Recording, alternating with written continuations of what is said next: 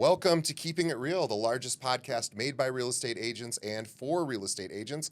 My name's DJ Paris. I am your guide and host through the show. And in just a moment, we're going to be speaking with Ben Lalez. We have our special episode, our monthly episode called Better Business with Ben. Well, let me tell you about Ben. Ben Lalez is a Chicago real estate agent with Compass. He is the founder and the owner of the Ben Lalez team, and they have dozens and dozens of agents here in Chicago serving all of Chicagoland. Ben is one of the very top teams in all of Chicago. Out of 46,000 agents, he's in the top 2 or 3 teams. Amazing producer, top 1%er, and really a visionary, somebody who is really a thought leader in this space. And I'm excited to have you on again, Ben. Yeah, thank you. And thank you for coming to my neck of the woods. Yeah. Yeah. And let's promote something for you. So where would we want Ben Lalez team on Instagram? And what is your website? I think is particularly interesting. I'd like our agents and our viewers and our listeners to check it out because you did something very against type with your website, which is you pulled a lot of stuff out and you made it very simple, but very clean and very unique. And I think it's really effective. Yeah, we want people to come and if you're a buyer or a seller, just hit one button and not be confused at all about where to go. So yeah, we built it ourselves. We're not particularly proud of it, but now I'm proud of it because you should be. You just hyped it up. I like it. It's really clean. The colors are really simple, and I love the fact that again, it's this don't make me think. And I like the fact that again, against trend, you pulled off the home search, and and believe me, I totally understand why you do it. We have this argument in our company all the time. Do we want the home search or not? And it doesn't do us any good. But people, I guess, maybe they like to see it, but they don't use it. It's an SEO play, isn't it? Isn't it about? It's about index pages and keywords on-site keywords. It does not help us at all. Yeah, I mean, no, I don't know how many. We do have it kind of hidden. Yeah. But I don't know how many people have actually ever set up a search on BenLalez.com. They've got Zillow. They don't need you. They've got other places. Yeah. All right. So Ben comes on every month, and he is somebody I look up to in this industry. He's always thinking far ahead. And he's always got great ideas. So what do we want to talk about today? Well, I always actually, Ben and I were talking beforehand. We're trying to think what would be a great topic for today. And really, I always like to solve problems. So we were thinking about what are some of the big challenges realtors are facing right now across the country. Inventory seems to be a massive one, but we're not going to tackle inventory as much today. We're going to talk a little bit about what, with the inventory that is out there, how do you win deals?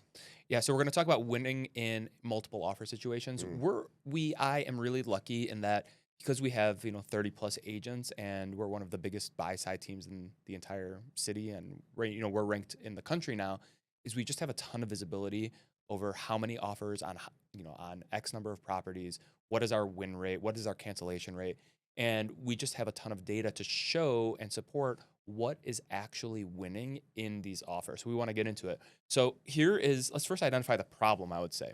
So right now, as you've said, there's a lack of inventory, and depending on which submarket you're in Chicago, you're entering these situations, or our buyers are entering these situations where there's 2, 3, 4, just the other, this last weekend, 8, 10 offers.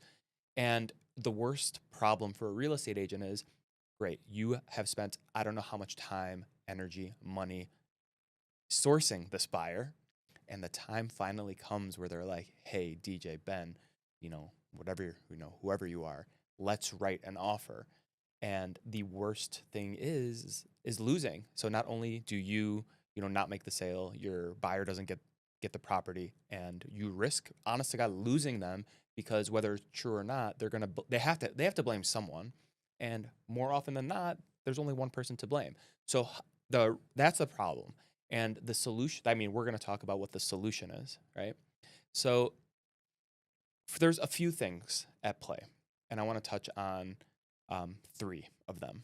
The first one being is this all starts, in our opinion, with the buyer consultation and setting the expectation with your buyer around what the hell is going to happen in their home search. Yeah. I would argue that 95% of problems can be gotten out ahead of in a buyer consultation. And, we've been doing buyer consultations even before, the big change in August. We didn't really get buyer agreements signed, but now you have to get a buyer representation agreement signed anyway. So let's do it in a formal setting. Let's sit here face to face. And what your job is as a real estate agent is to explain the process. This is how it's going to go. And then also, depending on the market, the sub-market that your buyer's looking in, hey, this is what you can expect when we offer on a property. Don't be surprised when it's a multiple offer situation and I come to you and, say these words, as is, a, appraisal gap waiver. And you need to, put these ideas in your buyer's head on the front end so that when the time comes, they're not resistant to you. Are you going into really specifics about what is an appraisal gap? Yep. What is an as-is clause? Yep. You're going in and saying, okay, so just so you know, if this happens, here's how to interpret it. Here's what we'll do as a result. Yep. Got it. So our buyer consultations are like an hour and a half, and we Smart. try to go into as much detail as possible, especially in a competitive environment. I don't want to waste my time. I don't want my agents to waste their time. I don't want the buyers to waste their time. And I don't want it's just, if you're not setting expectations appropriately with your buyers, you're killing them and you're killing yourself. So yeah, we go into everything. We talk about what as is means on paper, but more importantly, what it actually means in context. There's a huge fallacy, especially here in Chicago. Buyers think that they can't perform an inspection or they can't ask for credits or repairs. And on paper, yeah, you're not supposed to ask for credit or repairs. But depending on your relationship with the other agent, and that's something that we're going to get into, that's the second thing, you can still ask. There's what is on paper and what is in practice. And that's something that we express to our buyers. So that's as is. We express what actually matters in the appraisal gap waiver so that they understand what's going on. Anyway, so that's the whole, buyer.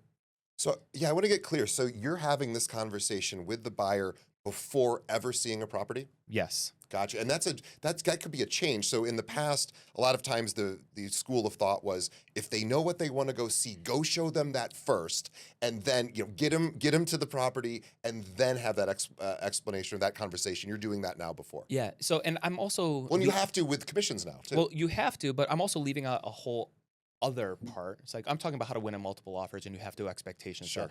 There's a whole host of other benefits to doing this, like making sure they can actually qualify, getting them in touch with a lender, etc. Sure. It's the most important thing. You're saving yourself so much time, and you're increasing your odds of transacting with this person when you get in a room and you explain to them a few things. A, this process is hard, right? B, you need me. Right. And C, I'm an expert. And we always say, like, it's a scary process, and you want to be the person who's the voice of reason and to calm those fears. And it's really competitive right now. Yeah. So let's get into the competition. And then what we try to express to buyers is two things. One, we try to get this across. My job is to tell you what it's going to take to win on this property. I don't really I'm going to say care if you win or not, but my job is to do a few things. That is to have a really great relationship with the other agent, really understand the market, and say, hey, I am certain. Like I try to give probabilities. If you come in at price X, you have a 98% certainty of winning this. If you come in at Y, it drops to 90. If you come in at Z, it drops to 80%. Here's the information. I suggest if you want to win this property, here are the offer terms. So what I'm talking about is I am telling the buyer what to do. I'm not asking for their opinion. Sure. I'm the expert, right? And with that, you have to be able to understand two things is when you're offering in a multiple offer situation, yeah, your needs and wants matter, but you have to ask the question of the list agent, hey, what is important to your seller? Of course, it's going to be money, but oftentimes they're coming to the transaction with whatever baggage they have. Sure. Maybe they've gotten bit in the past with a bad mortgage. Maybe close date is super important. Maybe they've got kids in school and they need to wait it out till August. Maybe they need a rent back. But you really need to become extremely clear on what's important to the seller so that you can develop an offer package. It's not just price, an offer package that's super compelling to the seller. And when you send an offer, we're talking about asking the seller's agent to give you an idea of what they're looking for, what their concerns are, and even sort of what their avatar is of the perfect buyer, right? Yep. You want to know, like, is it a family? Is it an individual? Of course, we want to respect all the laws and make sure that we're doing this.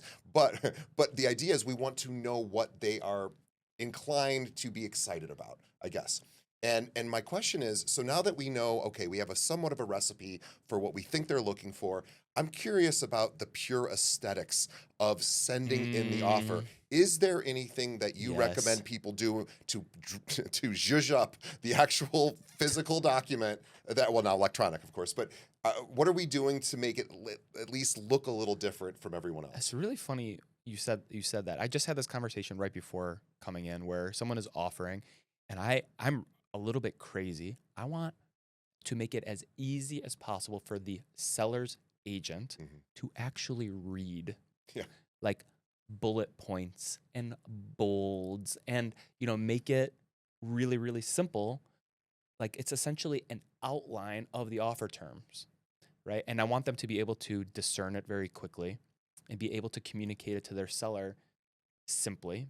And whether the list agent knows or not, I'm going to have a better space in their head. Like, oh, I want to work with this person. That was very clear. That was so you create a separate page that's just a bullet points of in an email. We're saying, hey DJ, thank you so much for showing. I'd like to present the offer terms, and then you have the offer terms, and I'm literally bullet pointing A, B, C, D, list price, mortgage terms, earnest money, if it's as is, appraisal gap waiver, etc. So before they even get to the document. Yeah, and then I have all of the documents, but I've already summarized it for you. So if you're, what people are doing now in a multiple offer situation, if they're on the list side, they have a spreadsheet and here are other terms so that they can line it up side by side.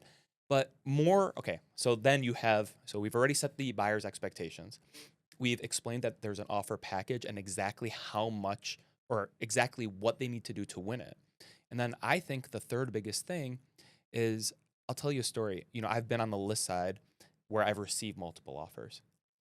I'm going to just make some assumptions. Let's say in the 100 offers, let's call it the 500 offers I received last year across every single property we listed.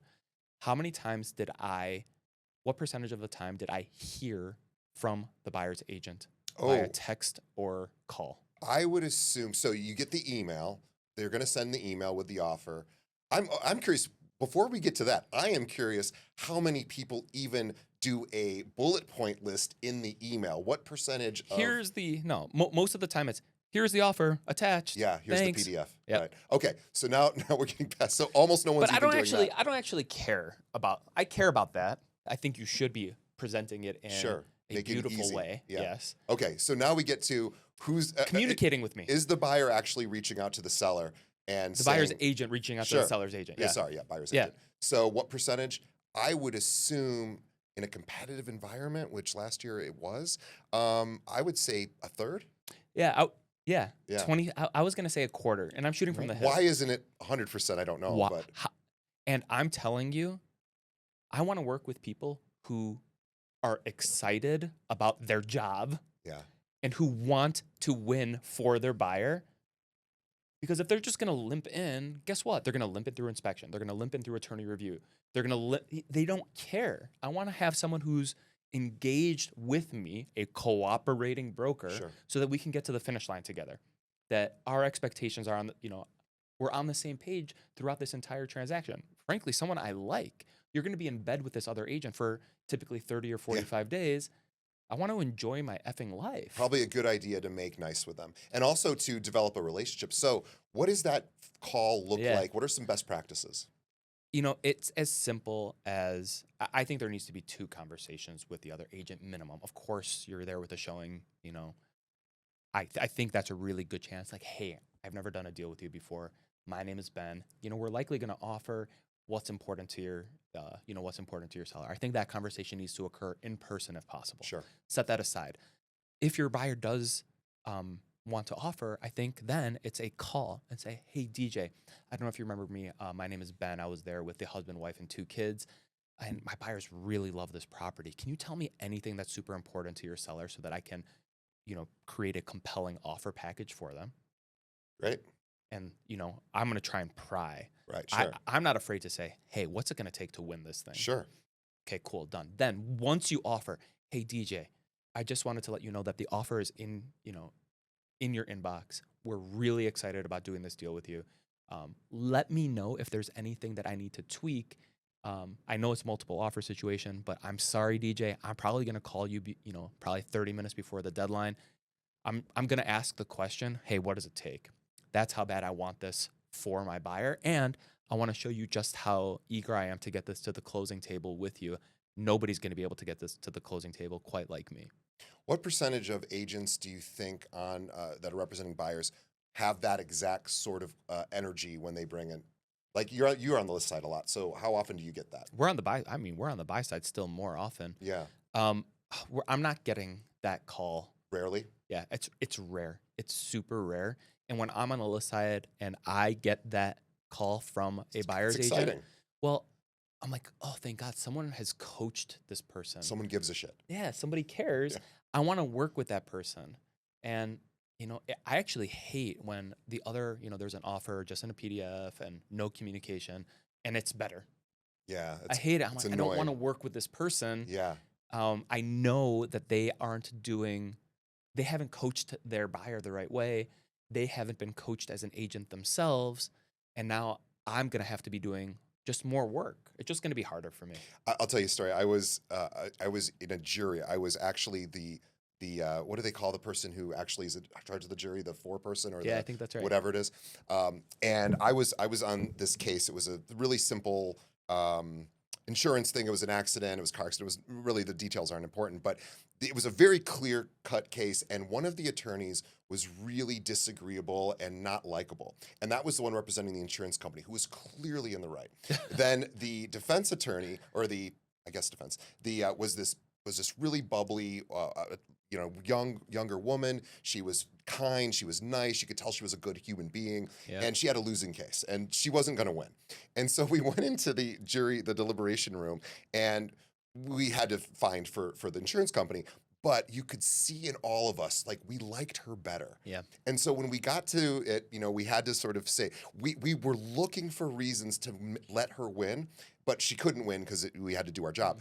But it was a true hurdle that we had to get over, which was funny because I would just think, oh, I'll be perfectly logical. I won't even care about who's presenting the information. But it does matter who's presenting the information. So this is actually a really great point that people just find. There's a different energy to when somebody's really excited and eager and is like literally on top of things. And, I wish somebody was in my ear when I was younger. Frankly, I've made enemies with other agents because I didn't know what I was doing when I was younger. Sure. As I'm learning, it took a really long time to become, we're the number 7 team in the entire city. It took a long time to get there and to learn how important the relationships with other agents are. But, I cracked a few eggs to get here, unfortunately. And I wish, hey, if you're watching, I'm sorry. I didn't mean it. I didn't know any better. And, that's why you need a coach or someone to steer you. So, I don't know how much time we have left, but let's wrap it up. It's expectation setting.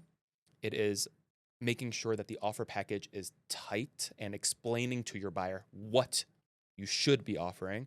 And then the third thing is making sure that you have crystal clear, high quality communication with the seller's agent. If you do those 3 things, the likelihood of your offer getting accepted increases, dramatically. And we're not talking about texting. Maybe you can text but we're talking about lots of phone calls. We're talking about calling the listing agent. Hey, want to make sure you receive this. We're really excited. Maybe sending a text as well. How often because a lot of times buyers agents go, I don't want to bother the list agent. They're getting all these multiple offers. I don't want to be annoying. What do you think?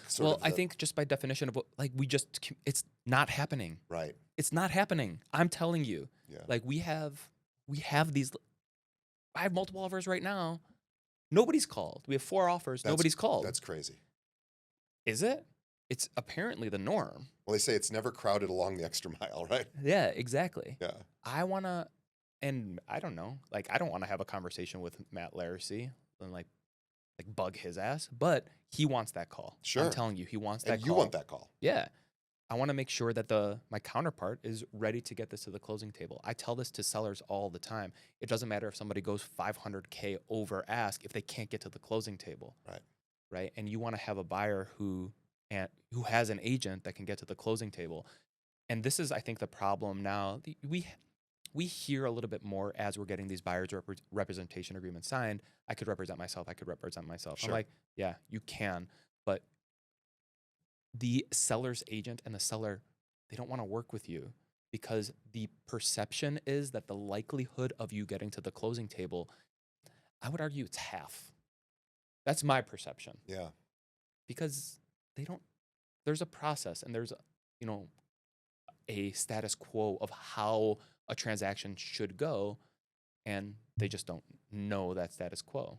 Yeah, I love that. You know, you're really sort of changing the paradigm, or there's a paradigm shift here, which has been going on for a long time, but a lot of agents have been slow to adopt, which is the buyer's agents really aren't there to find the property. Like the client can find the property, Yeah. right? The MLS is everywhere. It's not under lock and key anymore. It's still important, of course, that the buyer's agent listens and knows what they're looking for and presents great ideas. Yes. But I would assume, and I'm curious too, how often does a buyer come to one of your team members or yourself with already a list of properties they want to go see? Like Often. Is it like half or more than half? Let me tell you a story that's a microcosm of everything we're talking about. We have this client, and they were very upfront with me. I'm going to list their home after they go out and find a property on their own. Yeah. And I was like, no problem. I'm here for you. You let me know if I can help you on the buy side in any way.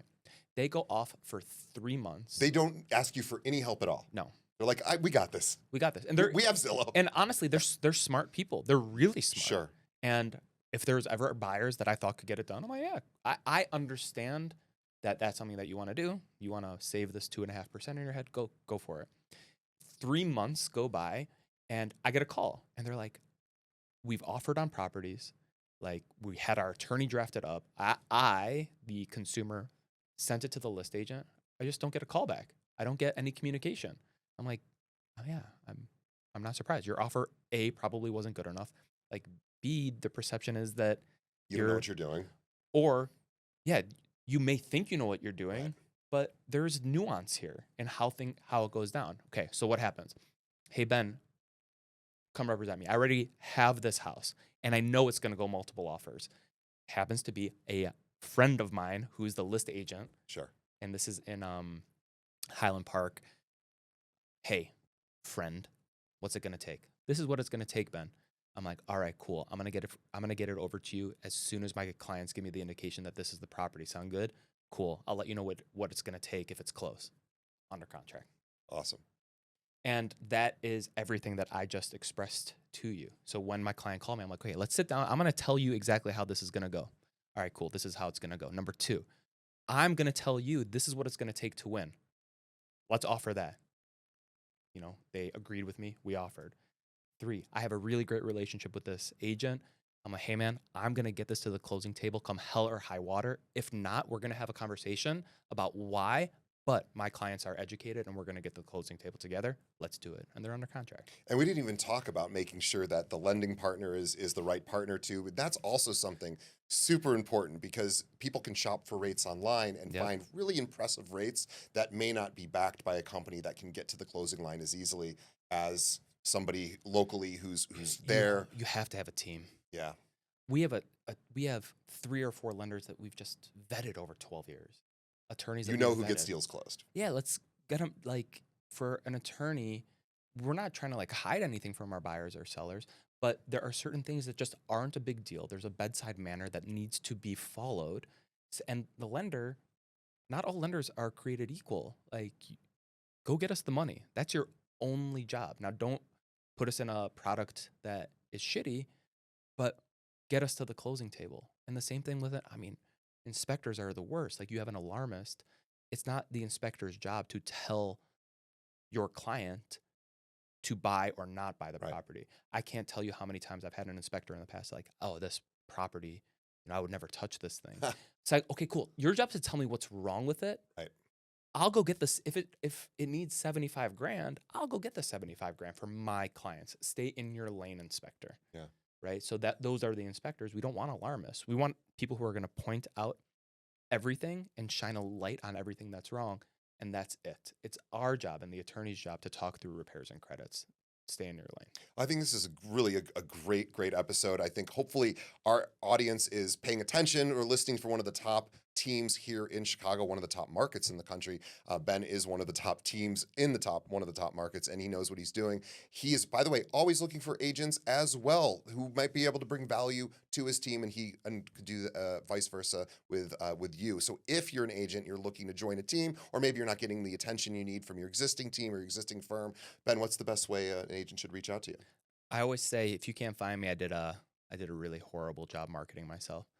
So you can find me. Ben Lalez team on Instagram, and benlalez.com. That's right. Is the website. And also, too, we have lots of listeners who are not in the Chicagoland area. In fact, most of our audience is not here. So if you have people that are moving to and from the Chicago area, Ben and his team would love to have conversations with you, because not only do those go one way, they also, people don't often retire in Chicago. They leave Chicago and they go somewhere warmer. So if you are in one of those markets that are fed from Chicago, when people get second homes or vacation properties or just retirement situations, reach out to Ben, and he has people he needs to refer as well. That's right. Thank you, DJ. Thank you. Man. And for everyone listening, really appreciate. Please check out our sponsors. They're the reason we can keep doing our show. We love our sponsors, and we love all of our listeners for making it all the way to the end of the episode. We just ask for two quick things. One, tell a friend.